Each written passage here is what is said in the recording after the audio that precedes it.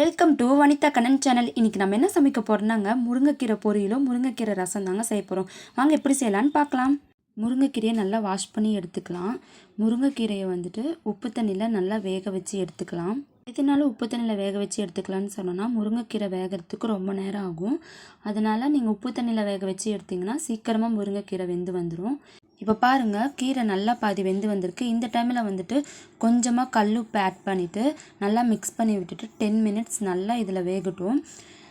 இப்போ பாருங்கள், கீரை நல்லா வெந்துருச்சு. இந்த டைமில் நம்ம கீரையை வடித்து எடுத்துக்கலாம். கீரையை வடித்து எடுத்துகிட்டு அந்த தண்ணியை வேஸ்ட் பண்ணிடாதீங்க. அதில் நம்ம ரசம் வச்சுக்கலாம். இப்போ முருங்கைக்கீரை பொரியல் செய்கிறதுக்கு தேவையான பொருட்கள் பார்த்துக்கலாம். வேக வச்ச முருங்கைக்கீரை எடுத்துக்கலாம். சின்ன வெங்காயம் 100 கிராம் எடுத்துக்கலாம். தாளிக்கிறதுக்கு தேவையான கருவேப்பிலை எடுத்துக்கலாம். முருங்கைக்கீரை பொரியலுக்கு டேஸ்ட்டு கொடுக்குறதே நம்ம சீக்ரெட் மசாலா தான். அது என்னென்னு நம்ம பார்க்கலாம். 1 கிராம் அளவு நிலக்கடலை எடுத்துக்கலாம். வறுத்த வரமிளகாய் 5 எடுத்துக்கலாம். 5 சின்ன வெங்காயம், 6 பல் பூண்டு, தேவையான அளவு உப்பு எடுத்துக்கலாம். இது எல்லாமே நம்ம மிக்ஸியில் அரைச்சி எடுத்துக்கலாம். நிலக்கடலை ஆட் பண்ணிக்கலாம்.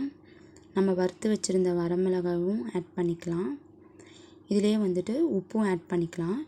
இதை ஃபஸ்ட்டு நல்லா மிக்ஸியில் அரைச்சிட்டு அதுக்கப்புறமா தான் நம்ம வெங்காயமும் பூண்டும் ஆட் பண்ணணும்.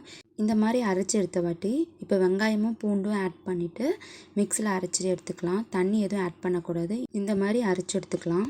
இப்போ அடுப்பு பற்ற வச்சுக்கலாம். வானல் வச்சுக்கலாம். வானல் நல்லா காயட்டும். இப்போ எண்ணெய் ஆட் பண்ணிக்கலாம். எண்ணெய் காஞ்சிருச்சு. கடுகும் ஜீரகமும் ஆட் பண்ணிக்கலாம். கடுகு ஜீரகம் நல்லா பொரிஞ்ச அப்புறம் வெங்காயம் ஆட் பண்ணிக்கலாம்.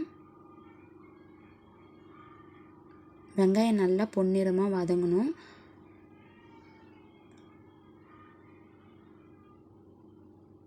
இப்போ பாருங்கள், வெங்காயம் நல்லா வதங்கிடுச்சு. இந்த டைமில் நம்ம வடித்து வச்சுருந்த முருங்கைக்கீரை ஆட் பண்ணிக்கலாம். முருங்கைக்கீரை ஆட் பண்ணி நல்லா மிக்ஸ் பண்ணி விட்டுடலாம். இப்போ பாருங்கள், நல்லா மிக்ஸ் பண்ணி விட்டாச்சு. இப்போ அடுப்பு ஆஃப் பண்ணிவிட்டு நம்ம அரைச்சி வச்சுருந்த மசாலாவை ஆட் பண்ணி நல்லா எல்லா இடத்துலையும் ஸ்ப்ரெட் ஆகிற மாதிரி நல்லா மிக்ஸ் பண்ணி விட்டுக்கலாம்.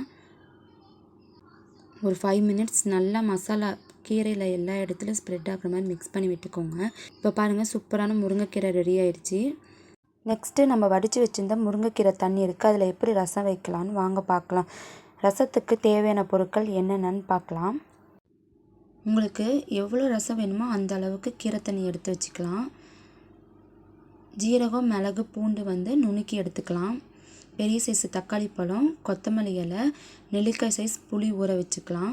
இப்போ தக்காளி பழத்தை நல்லா கையிலேயே கரைச்சி எடுத்துக்கலாம்.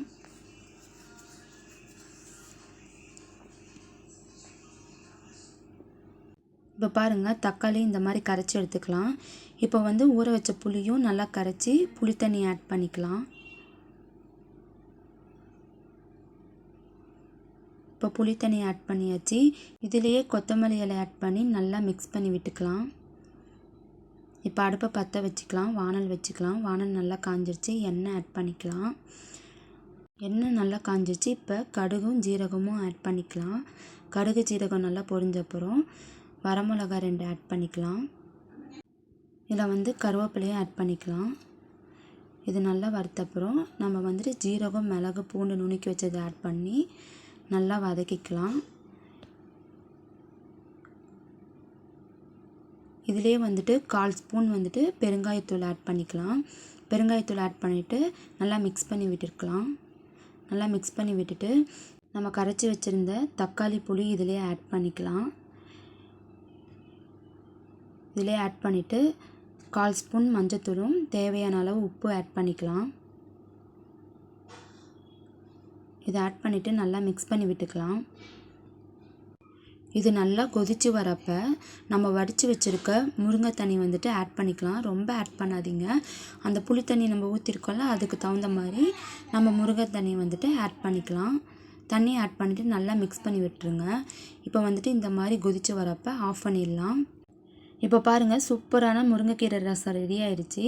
நம்ம முருங்கைக்கீரையை வேக வச்சு அந்த தண்ணி வேஸ்ட் பண்ணாமல் இந்த மாதிரி ரசம் வச்சு சாப்பிட்டா ரொம்பவே நல்லது. இப்போ பாருங்கள், சூப்பரான முருங்கைக்கீரை பொரியலும் முருங்கைக்கீரை ரசம் ரெடி ஆயிடுச்சு.